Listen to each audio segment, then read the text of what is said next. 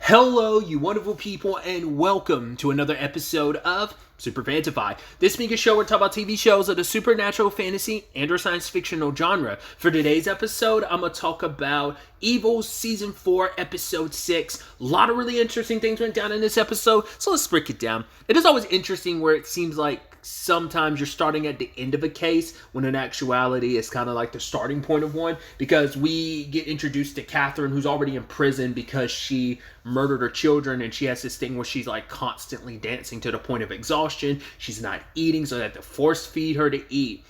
But then Catherine's like, if I stop dancing, bad things happen. And then like a demonic voice takes over when she does, saying like, right, she had to kill her children because they were a distraction kind of from what needed to be done. So ultimately they're trying to perform an exorcism and she dies in it, because it's so interesting how it happens coincidentally, like while they're doing this, like David's having his vision because he's doing stuff for, like, he's supposed to be helping with his abilities with Dominic, and so both storylines like overlap in that regard. And I was wondering if that's the electricity. They were saying like basically it was like I forgot what the doctor or like the mortician or whatever said, was like what happened to basically bring about cardiac arrest. Even Kristen's like, wait, you were examining her heart? She's like, yeah, I know. I was checking heart levels and stuff like that, and it seemed like it came out of nowhere. Then her feet looked like she's got gangrene, like she was rapidly aged all at once. So it's like, then they noticed she has a sigil on her. That sigil, turns out it's actually a sigil that's already been X'd out, because it's supposed to be it's supposed to be something that's an evil that's already been defeated, but that means it's revitalized. This is kind of like what I was talking about previously with like was it this or something else I was talking? I think it was this, where I was talking about like, right, in Supernatural, if you don't kill a demon inside of a human, the demon just gets sent back to hell, meaning it could pop back on like the surface at any point in time. So maybe they didn't kill this house like they thought they did, because Dominic says the house was killed like over 200 years ago, at least believed to be. So maybe at some point in time, maybe in more recent years, or maybe it's been here just secretly hiding the entire time since it's been back. So it's like, makes you almost wonder, like, can you ever permanently defeat any of the houses? Or is this just, it's the whole conversation of it's just a constant battle of good and evil. There is no breaking this cycle. It's eternal, just like night and day.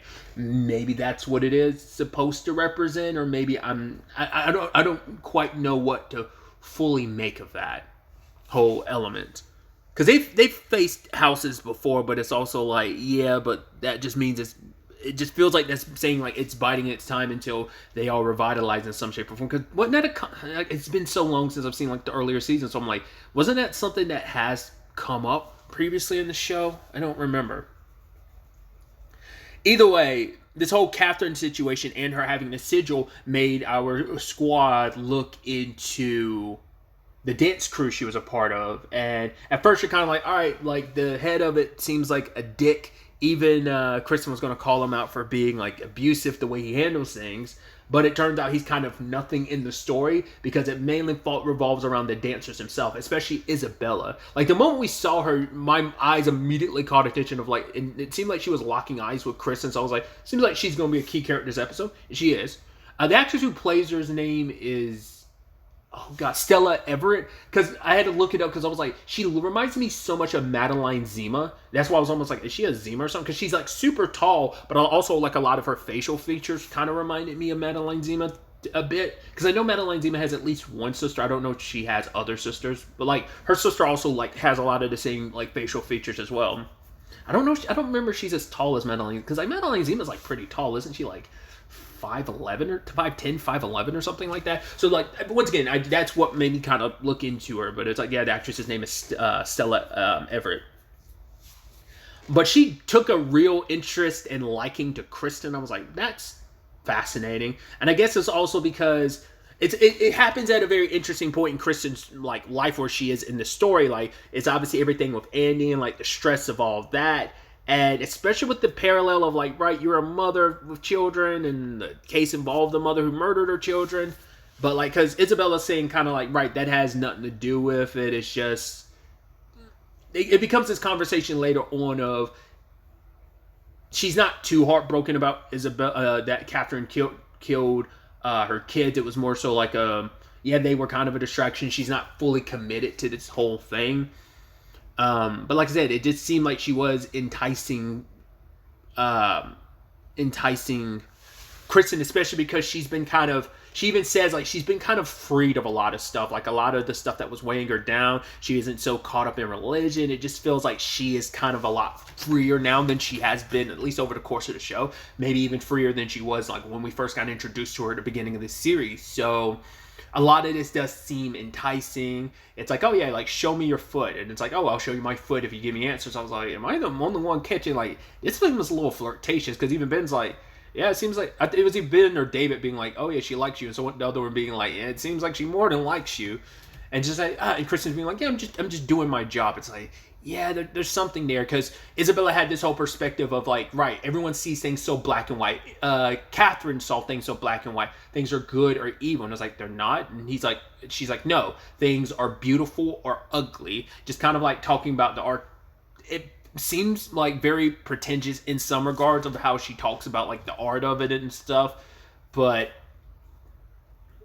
because she confronts David about it later on, of right, when you don't understand something, you see it as demonic, which that is history. It's not like the church hasn't been a part of that. Like, oh yeah, anytime something fits outside of the norm, it's witchcraft or terrible. Like the church has had history with that. I mean, humanity in general has had that, but definitely the church has been a proponent of that in the past. So it's not like David can shake some of those accusations. Like even modern day, like there is still that stigma because Dominic kind of paints it as they're witches. He doesn't use the term witch because he's like, yeah, it's been so politicized now, but he's like, they are kind of essentially witches. Which Kristen had an issue with that because it's like, cool. She broke down something that I'd love to actually go back and look through every episode to see if that's the case. But she was like, okay, how many men have we like assessed over the years that we worked together? 18. How many women? 60 something. I was like, is it really been that one time? Because she's like, all these exorcisms and stuff, like, why is it women? And even David kind of gave a fucked up answer being like, well, women are easily manipulated. I'm like, what the fuck? That seems sexist as shit. Like, I feel like when we're dealing with supernatural, anyone's just as acceptable as anyone else. But hey, maybe that's me being my fucking woke liberal. Maybe that's a woke liberal in me thinking that. I was just like, that seemed a little... I was like, am I crazy? I was like, that came off a little misogynistic, but... And even Ben had to calm down, like, whoa. Because David started retaliating with like, yeah, but you want to say like, because he was Kristen was making the point of anytime it kind of comes to women and stuff like that, the church is kind of like this. But then David kind of brought up, well, what about Freud and them? Like kind of looking at it, it's not just a church issue. Like, it was also men in the psychological field who also kind of were proponents of the hysteria of women. So it's like, yeah, I mean, we could all just in general be like, history has not been kind to women, and then we could all like, but it's like, it's just that once again, that clashing of ideologies and perspectives, especially because Kristen's kind of getting like swept into this. I am curious to see in the long run whether or not there'll be more of this for Kristen. Like, will Isabel keep in contact, or what this means for Kristen going forward? Because this was like a very freeing experience, and I'm curious to see if that continues on for her story for the rest of the season, or obviously for the last few episodes of the series or not.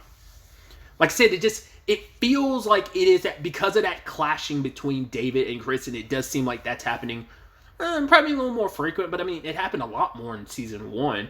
But what was Leland trying to do? He was trying to drive a bigger wedge between them, and it feels like that's naturally happening. But what's to say what's natural in anything in the show when there's so much like crazy shit going on that you never know like how deep down the rabbit hole the manipulation goes of like, yeah, you just happen to take these cases which kind of lead and push you further and further apart, especially with everything. This is also Kristen post meeting Timothy, which she hasn't had any interactions with him since that we're aware of. So I don't know. I'm curious to see where things kind of go on that front. But I did think it was interesting when Isabella showed up at the church to confront, like I said, David about like his perspective on stuff, because they went to see like that performance, and David's the only one that saw something. He saw the muse. So that's what I was like, oh, At first I was like, well, it doesn't seem like it has anything to do with his visions with the whole like working with Dominic side of things. So I was like, what is that about? And later on, Isabella brought up an interesting point. She's like, 2 or 3 men get together, it's a church. 2 or 3 women get together, 3 or more women get together, it's a coven, you know? So it's kind of like she's like getting like you're so caught up in these labels of what you want to. It's like things just because it's not something you understand doesn't make it demonic. It's like the muse was telling you to basically give up God and just kind of embrace something else. And even she was saying that later on to Kristen about like this isn't God, it's something more. So I mean, it doesn't seem like they're evil as we find out. I thought that was kind of a neat reveal and twist. Well, I mean, the moment Megan showed up, I was like, yeah, but you want to make it seem like that kind of happened out of nowhere, but you also don't know. Like, that's a brand, like, she could brand it. Like, it's like, as we find out, she did it to herself, but I was like, you could easily do that to yourself, so that's not, I don't know, I thought that was interesting. It's kind of like your typical, like, thing of, okay, whoever the criminal is, it's usually someone you've met throughout the episode. You rarely, it does happen, but rarely is it someone out of the left field of, oh, we weren't even focused on this person. It's like, you know, I mean, they weren't focused on her, but Megan had made a few, well, she had appeared in the episode once before. That was like when she showed up with the Mark. That was only the second time she popped up in the episode. She wasn't as frequent in the episode as Isabel. That's meant to like throw you off because you're like, everything screams like these ladies might be witches, and Kristen's getting like seduced by this. Because Megan's whole thing was, right, she's like, I exposed a troop and they kicked me out. They gave me this voodoo doll, and then she was like, they had something to do with what happened to Catherine, because Catherine wouldn't fall in line with what they were all about and stuff. And that's something they were kind of making a point of it, just like, oh, like, she couldn't let go of things, so she wasn't cut out for this, but it seemed like they were. It feels like they're trying to fill out their ranks again by drawing in a like-minded enough person. They see, Isabella in particular sees a spark in Kristen. She's the one that mainly interacted with Kristen like no one else from the troupe did.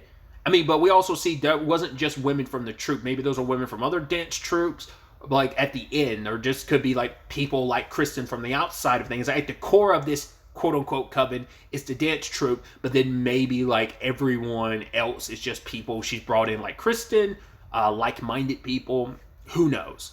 But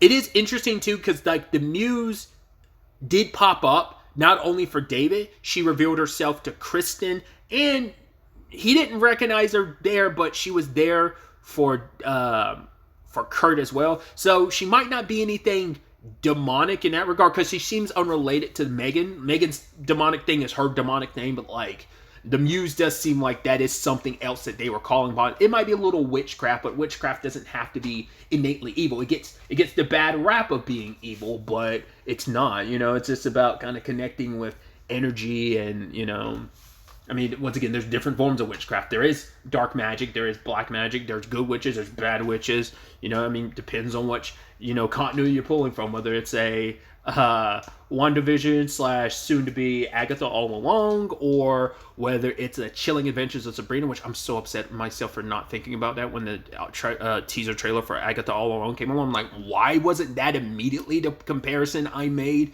Because that's such a great show, and I guess just because like there's such a distance between that show and everything in my head, which is such a bummer. Anyway, tangents and all that aside, my point is like, just the whole point of like witches aren't what you think they are, and there's so many facets and elements to them. So I don't know. Like I said, I'm so curious to see if Kristen has any more interactions with Isabella going forward and what that might look like. I mean, even if she doesn't, this does seem like it took her in a certain direction. Her seeing the muse, like or at least I don't remember exactly, and I paraphrased it poorly, but like it spoke to David, and we see it speaking to Kurt. What did it say to Kristen when she saw it? I wonder, is that why David was able to do what he did later on, because of the muse that she inspired him? Because that was kind of like David needed to kind of, well, before that he had like interacted with his visions. Well, let me finish up the dancing storyline first, but my point being like, I'm curious if that influenced where his story went with the whole, what he was doing for Dominic, like whether that muse inspired him or played a massive role in that, or that was just something on his own. Just the timing was interesting considering like, Isabella was like, oh, pray to her. And he wasn't praying to her, he was praying to God, but the timing made me go like, maybe, and you had just seen her and what she had said to you, so maybe that played a role in what was happening, kind of making you tap deeper into what you're capable of.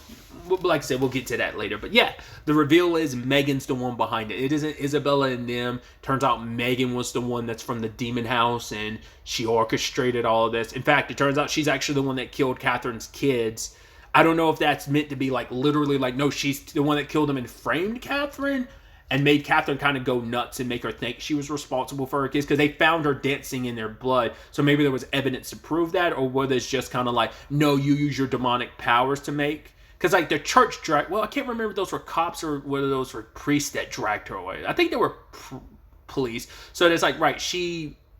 I don't know. I'm missing something there. Was like, what directly... Because they were like, yeah, it's the same symbol as Catherine's, but it's upside down. Was kind of the whole point. And they saw the soot marks from her, like, branding herself during the photo. When David took the photo of the emblem and stuff. But, I don't know. I think I'm missing the direct correlation between, like, why making it she was responsible. Well, I guess it's like, right, she put the mark on Catherine. I mean, it did kind of come out of nowhere. At least they said it did. So I don't know the direct correlation. Maybe they found evidence, direct evidence to show that Megan did it. Whatever the case may be. So there's that side of things. And let's shift over to David really quickly. His mission was to look... I don't know if these are the same priests and nuns he was, the clerics and nuns that he was looking for previously, or there's like a different set he's looking for.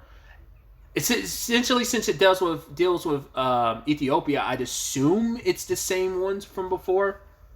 And he ends up possessing that father who is, I guess, praying or singing that song.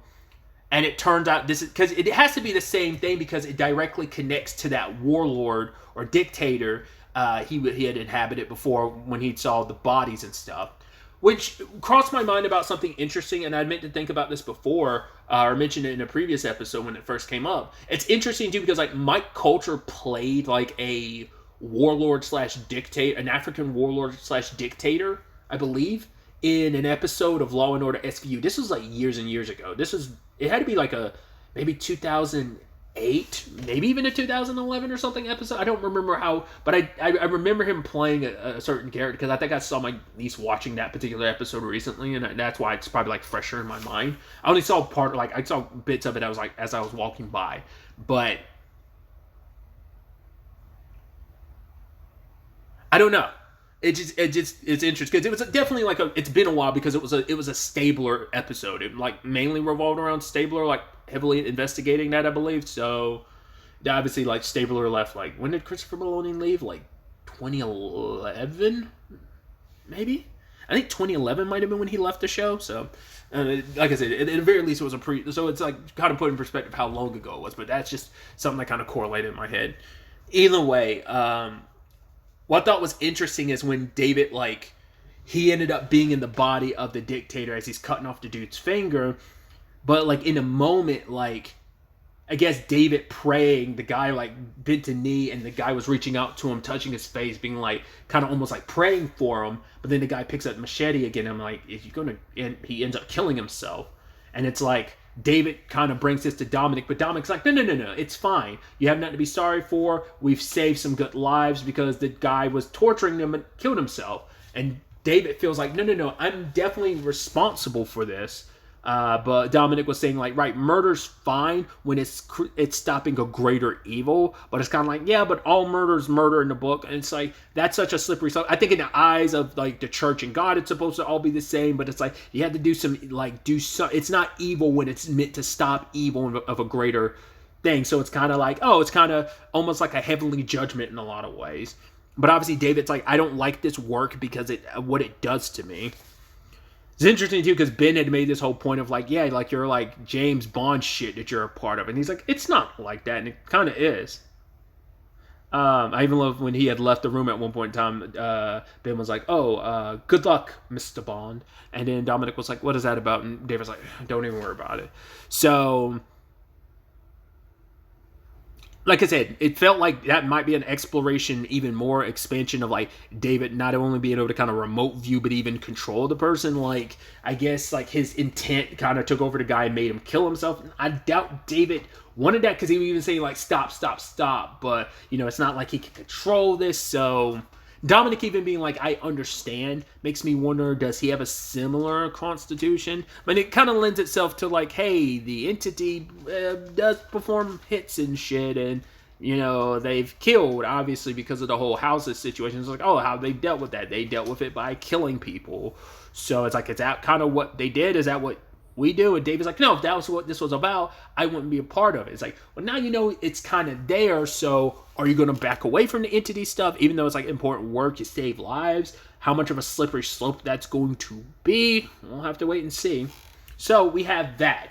Then we have the whole situation with Kurt, who hires a dude to read his story, which I was looking at the actor, I was like, why does he look so familiar? I didn't realize this until like, I kind of saw it, but I was like, I didn't really think much of it until I was looking up, like, you know, the actress who plays Isabella, and I looked up the actor who played, what was his name, Tober, and I was like, I was looking at his picture on IMDb, and I was like, why the fuck do you look so familiar? He's Hartley, the Pied Piper on The Flash. I was like, that's why you look so fucking familiar. Holy shit. But, yeah, he's there to read Kurt's book, and he basically shits on it. It's like, right, there isn't much story here, and I love that it's like, oh yeah, I'm making this meta narrative about it. It's like, yeah, that meta narrative would exist if there was actually a plot, and it's like, oh, your character's looking for truth and yada yada, because he's like, oh, I'm using cliches of the genre to call out aspects of the genre, and like Kurt was super offended. It's like, to be fair, you created all this in a days, because he was calling him out, saying like, right, you're a therapist, you're in your 60s.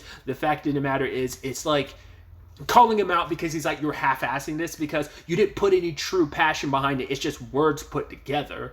And just Kurt did not appreciate that. Then he started kind of trying to find religion to kind of, I guess, fill that void inside of himself. The girls,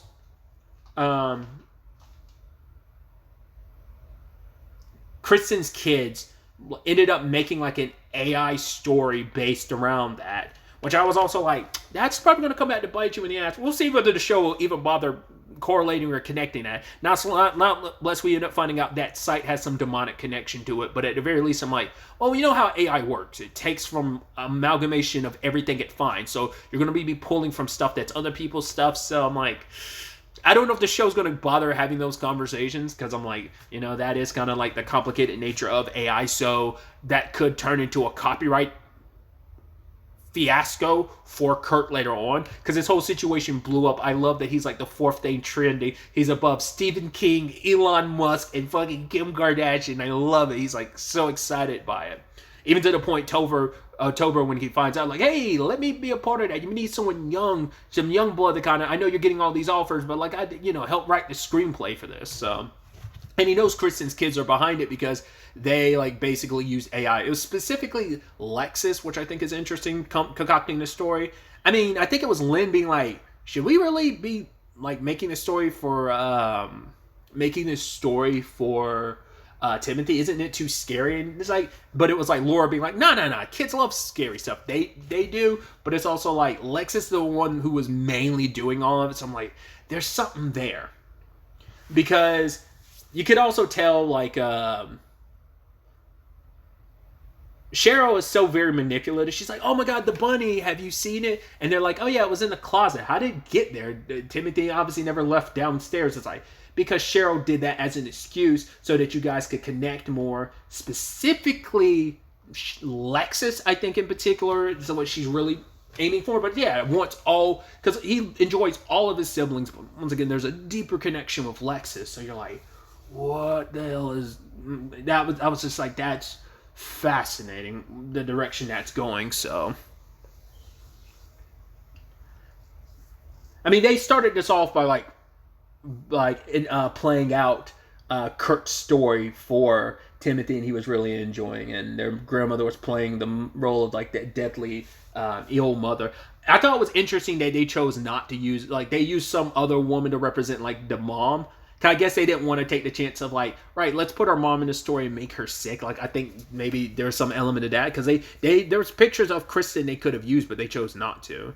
Maybe because like maybe some of the photos they had of Kristen were mainly of like all of them together, so maybe that's why they couldn't really utilize it like they would want to. So I feel like that would have been a slippery slope situation, but who knows?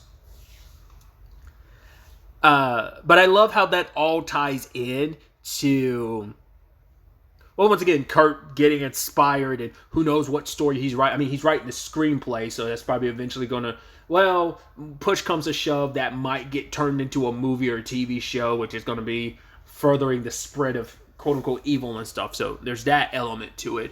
But the real interesting thing is when Cheryl notices the little bag thing, because Laura kept it, and it's like, whoa, where'd you get that? It's like, oh, Dad gave it to me. Like, did he tell you to sleep with? Yeah, above my head. I was like, and then she brings Lynn over. It's like, did your dad do? It's like, a few weeks ago. It's like when he had addiction issues and he fell with a needle in his hand, and Cheryl put it together. I was like, I knew it.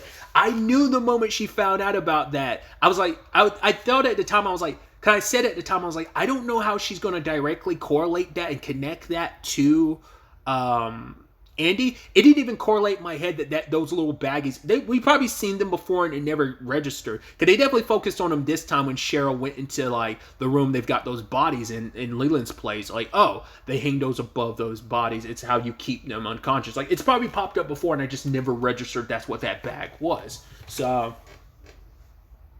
which is interesting too, because like there is some level of consciousness, but maybe it's because Andy's been through it multiple times. So, I mean, you're also talking about a full-grown adult versus Laura, a child. Maybe that's what it is. Well, because he also specifically does it when she's asleep, whereas like everyone else, like Andy, they trance him and then they like put him in this paralyzed state, so he is like somewhat conscious but not aware. So I don't know. I just think that's so fascinating.